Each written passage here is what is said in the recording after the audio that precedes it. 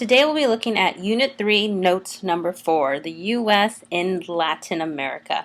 We're going to be focusing on three presidents. We're going to be looking at Theodore Roosevelt, William Howard Taft, and Woodrow Wilson, focusing on their foreign policies and how they differed and also how they were in action.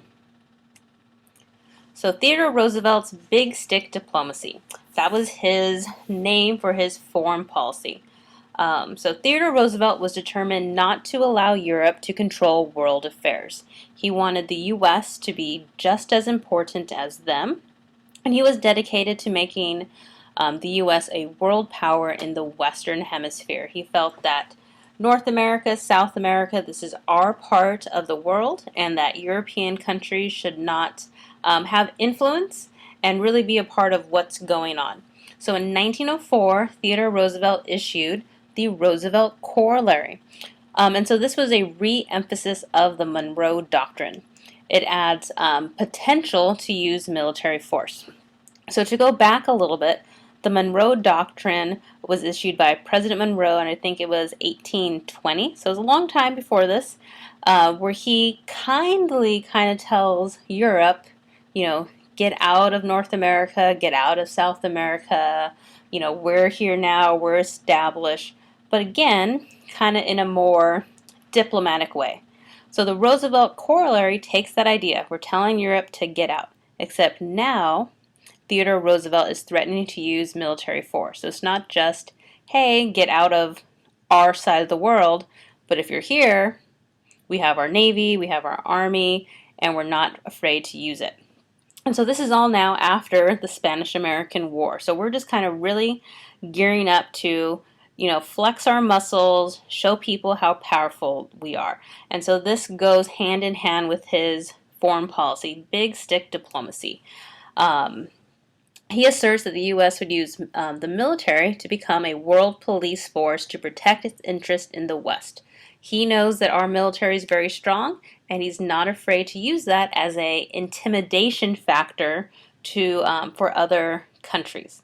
So his philosophy comes from an African proverb: to speak softly and carry a big stick, you will go far.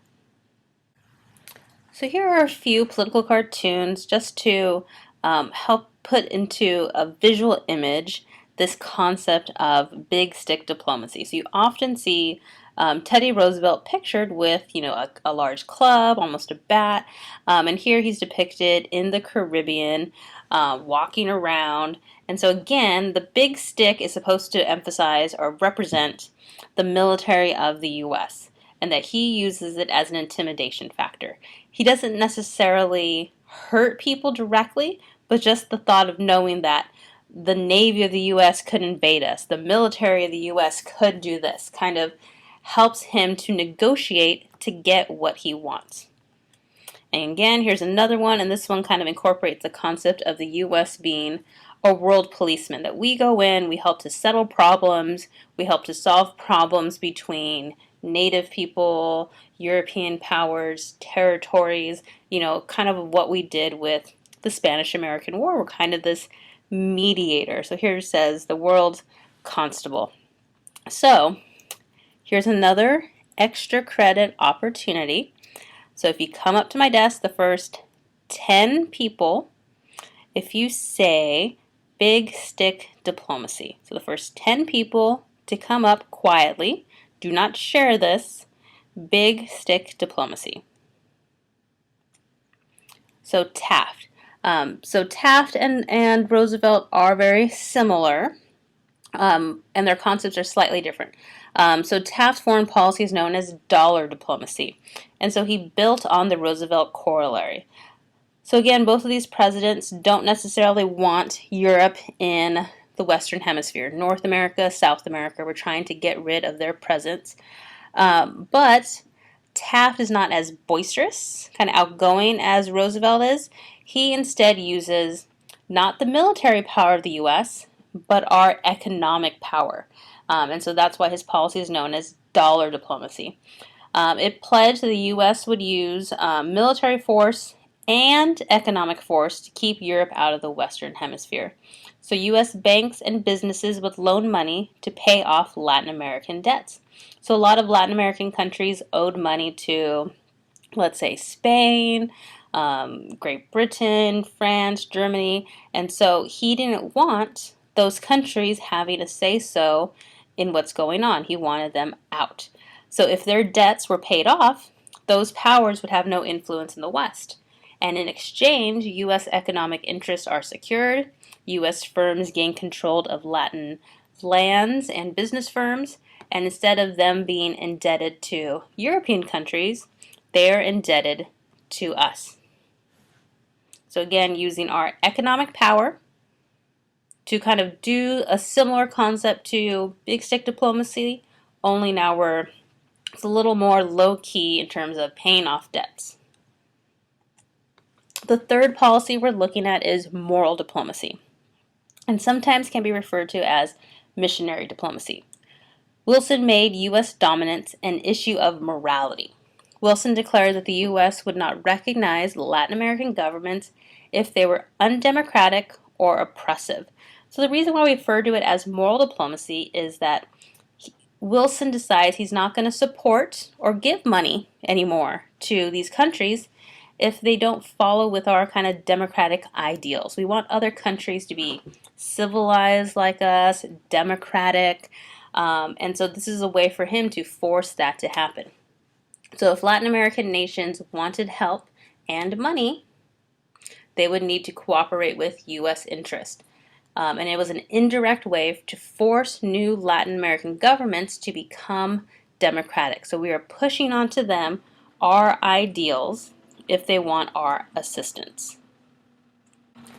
Now let's look to see how these foreign policies looked in action. So the Panama Canal. This is a perfect example of big stick diplomacy. Theodore Roosevelt was adamant to build a canal to connect the Pacific and Atlantic Oceans. This would enhance trade, travel, and improve dominance of the U.S. military. So instead of if you're traveling from New York to San Francisco, instead of having to go all the way around the bottom of South America, which is a lengthy journey, this canal would cut in between North and South America through Panama, the kind of thinnest point of Central America. So Roosevelt goes to Panama and goes to Colombia, because this portion was controlled by the Colombian government, and asks them for the land. He's willing to pay for the land to buy it, but they refuse. So the Colombians oversee the Panamanian people. So once the Colombians refuse Roosevelt, he decides to go to the Panamanian people and ask them if he were to help them in their revolution against Colombia, would he be able to access the land he needs for the canal? And of course they say yes. So in order to get what we want, we're willing to help start a revolution, provide them with training, with assistance, with weapons they need. Basically, we're just funding their revolution so that now we're friendly with the people overseeing the land that we want. So Roosevelt did not use direct force, but he did threaten naval intervention. So once the revolution is finished, the Panamanian people are independent. They gain control of the land, and so they give the U.S. the Panamanian land for free, or I think we lease it from them. And so we're in control of the land until 1999. So the canal takes about 10 years for it to be built. I think it begins construction in 1904. It's done in 1914. The Panama Canal is still used today. It helps to give us better control over both oceans, helps us to move supplies from one side to the other in a relatively quick way. So here is a political cartoon showing Roosevelt, digging through the land in order to create this Panama Canal. And so again, he was kind of this force of nature. Whatever he wanted to happen, he was going to make it happen. So intervention with Mexico, moral diplomacy, was put to the test as the Mexican government crumbled in 1911. Revolutionaries overthrew the government and executed leaders. So because of their brutality of the revolution, the U.S. did not want to support these leaders. Rebels like Pancho Villa and Zapata drew Mexico close to war with the U.S. They were often crossing the border, entering into U.S. land. So through moral diplomacy, the U.S. showed it would use force, influence to change oppressive and foreign governments to meet its interest. And so here is another political cartoon showing Uncle Sam hopping over, chasing these Mexican rebels. And so again, it's a more complicated issue, but just showing kind of how we felt in terms of what was happening with our relationships. So American imperialism, the importance of these policies. It changed American society by making America the dominant economic, military, and political power in the West. We become this police force in the area. It diversifies American culture with new peoples. It expands American influence worldwide. It opens up foreign markets for future prosperity and built up our military for future protection.